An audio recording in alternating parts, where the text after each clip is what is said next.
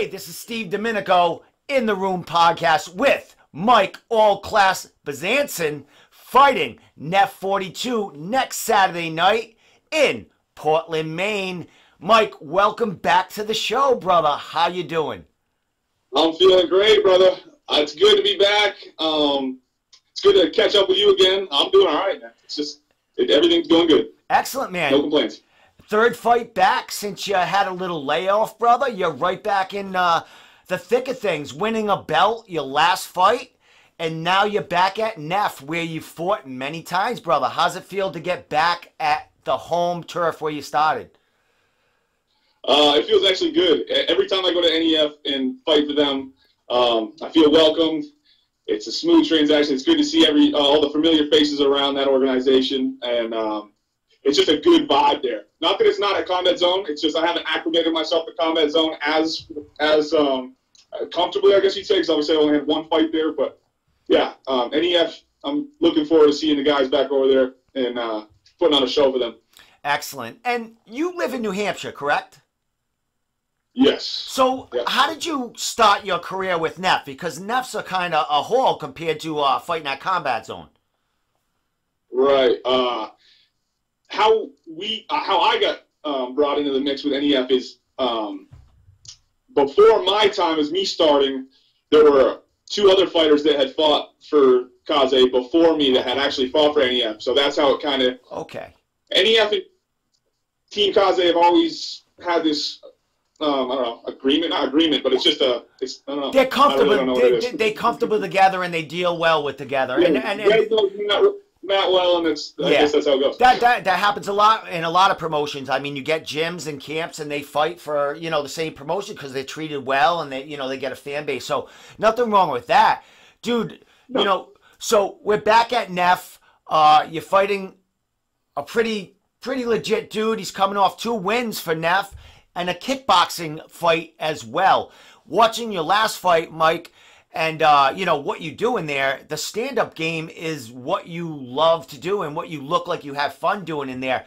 What are you thinking about this matchup and how eager you get in there to get against another dude that's going to stand with you? I am ecstatic, dude. I am so happy. I am, I am super pumped that he's a stand-up guy. I mean, that's my thing. Not that I don't have a ground game, but like I said in multiple interviews, my goal is to win all my fights by knockout and never be brought to the ground. And I think everybody there is there to see. I mean, not that jiu-jitsu is not cool and people aren't wanting to see that, but there's a selective group in the crowd that knows what they're watching when they're watching jiu-jitsu. You know what I mean? Yeah. But a lot of the people that are coming to these events are there to see these battles and to see people throw hands and knockouts and styles and different, you know what I mean? So I cannot wait to bring my own style, change up a little bit of the things that I did for my last fight, add them to this fight. Now I'm just feeling good about it, man. I'm hoping. I mean, I know he's going to bring it as best as he can, and I'm looking forward to seeing what he's got. Awesome. Well, looking at your last fight was a title fight, a 4-round title fight. You ended up finishing that fight. It was a pretty much stand-up fight, couple of little transitions on the ground, but most of it contested on the feet, which, you lit up that cage, dude, with, when we interviewed before, I thought you had like a karate background, but you told me you came from a boxing background, correct? Correct. Yeah, I never touched a... So it's amazing to see. I mean, you're definitely an athlete if you can pick up, those kind of moves and kicks. Are you looking forward to showcasing more of that in this fight? As far as the, a little flash in there. Have you picked up anything that you can't give away, but are little tricks that you might show up February 8th? I don't even mind giving it away. I mean, if I tell you what I'm going to do, you can defend it. Best of luck to you. You know what I mean? I'm telling you, I want to work. This dude likes to throw a lot of knees from the clinch, and I want to work clinch game if possible. If let's say it goes the distance for whatever reason, I want to show what I got in the pocket. My short game, knees, hooks to the body. It's coming. I mean, it's not it's not gonna hurt him knowing that, because it's not like, I don't know. It's what we train for, dude. So if me telling him that is gonna make him have a game plan change, then I mean, well, best of luck to him. He can take the game plan. Well, Mike, coincidence. His last fight was ended, I think, with a knee. I think he gave a midsection knee and dropped his opponent. So left knee to the liver. Hey, so this could be a real great clinch battle here, dude. With some of that real good cage work. And man, I'm excited, man. So to get back at NEF, I mean, when you came back from the layoff, you went to NEF, you had a 41 second knockout with one of those guys that they were kind of bringing up, Landry. He's on the card, I think. Yep. I do believe again too. Man, how excited are you to get back at NEF? And how excited was that, getting back in there from that layoff? Oh man, everything felt right. You know what I mean? It's like one of those things that if you're meant to do something and you love it so much, and when you're doing it, it just feels natural. That's the best way I can explain it. You know what I mean? It's just being in there. I don't know. It just feels like home. It doesn't matter what organization I'm fighting for either. It's not that NEF is not. I mean, it's just anything. It's just what I like to do. It doesn't matter what organization I'm fighting for, how many people I'm fighting in front of, who I'm fighting. Yeah, I'm calm. I'm doing my thing, and it's just what feels right. And this makes me feel at home. You know what I mean? It's just nothing in the world that I can relate to what I feel like when I'm walking down and in the cage. You know what I mean? Well, you're going to be walking down to a hell of a crowd, because I did, checking your social media. I heard that you're around 100 tickets, maybe more than that. You're going to have a crowd there waiting for you to, enter that cage. It's funny. It's funny being not from Maine, but how much people are supporting me from New Hampshire, whether it be family, friends, or just acquaintances of friends.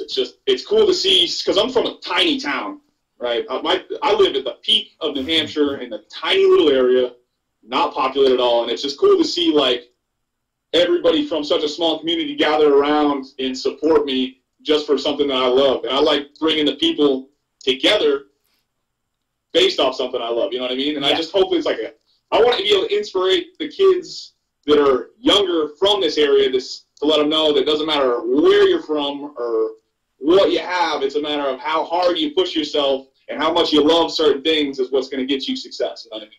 Excellent. Yeah, and you're going to pick up them fans, and you're going to pick up that love if you keep that track that you're talking about, man. And excited for you, brother.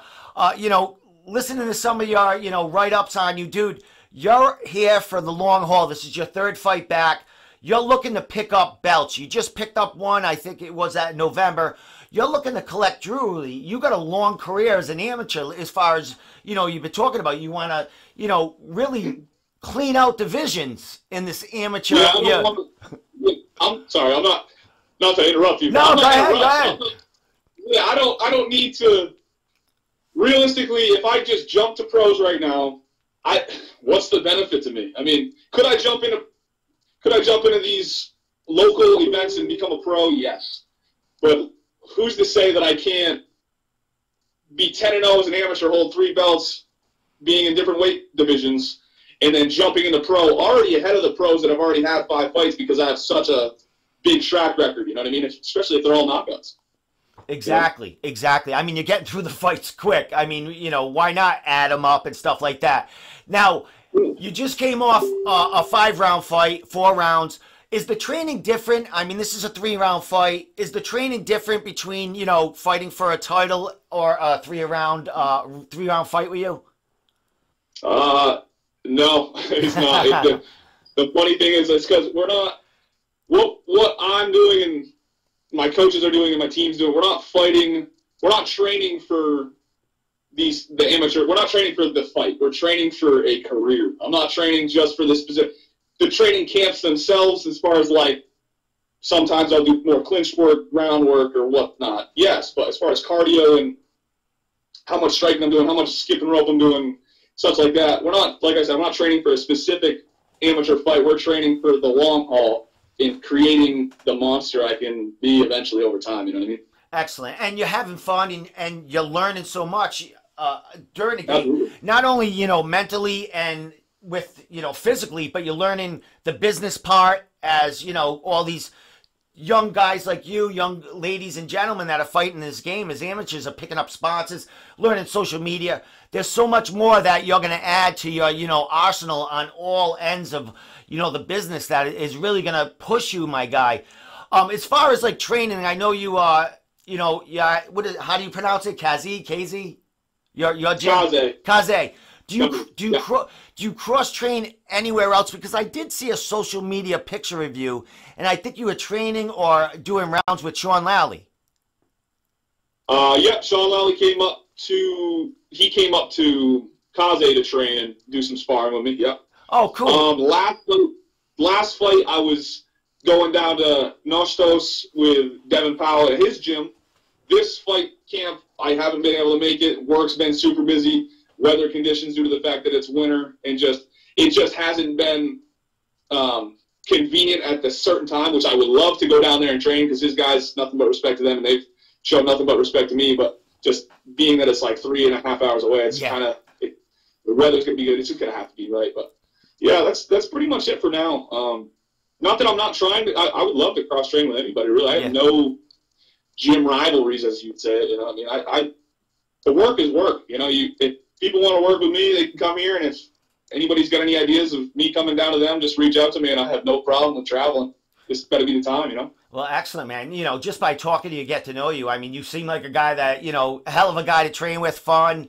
Probably someone really cool to hang out with, at the gym after training too, dude. So, listen, you come back, I think it was it September 2019 you came back to NEF, correct? Yeah. Was that your fight? Yeah. So we've had 3 fights. It seems like you're on, every 2 months getting in there. Is that what you're looking for as far as, in the future? I know NEF has got another card after this, and I hear you talking about titles and maybe, jumping, since you're, NEF native and that's where you got your start and where you're back. Is that something you're looking for, down the line? Not to get, like, past this fight, because it is an important fight, but are you looking for that NEF title maybe after your hand is raised from this one? Yeah, if the fight's right, if it makes sense. You know what I mean? How do I word that? It's not that yes, I would love to fight for the NEF title, yes. But is that the only thing that I have set in my vision?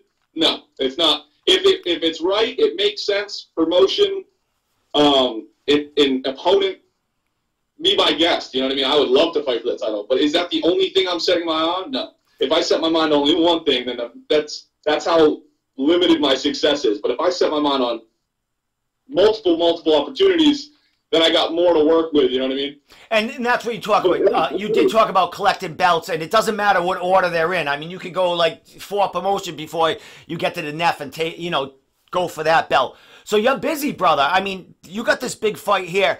You're in New Hampshire, so you're not too far from any promotion in New England to get in there and fight for. So this is a big fight for you. After this fight, you could have like multiple, offers to fight for belts all over New England. How excited are you for that? Because that is your path. That's what you've been talking about. Yeah, it's exciting. It's pretty. Yeah, it makes me happy. You know what I mean? Because it makes me busy, and then I got I don't know. The sky's the limit, really. Yeah. But any organization that wants me to come and fight for them and put a title on the line, I'm willing to do it. Like I said, just the fight has to be right.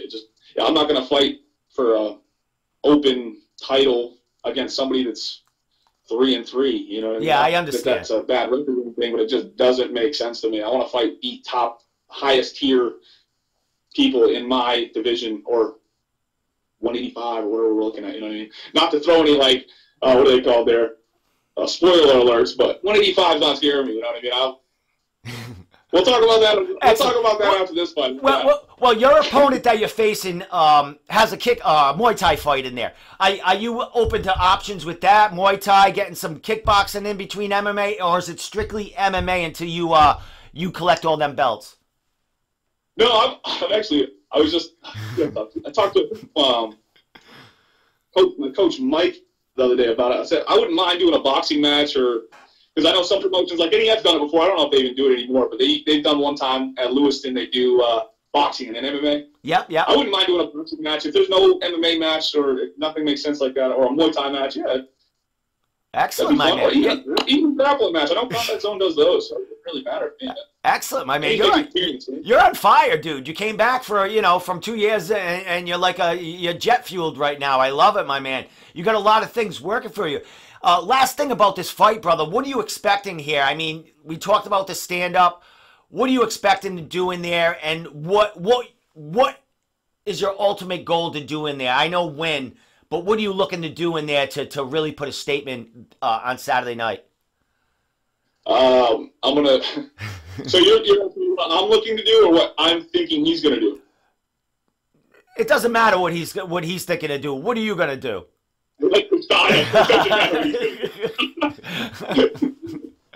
Anyways, I'm going to. I'm pretty much just gonna basically. I want to continuously show people how comfortable I am in there, how relaxed I am, how my style's different from the rest of the amateurs in this division and throughout New England as far as amateur rankings go.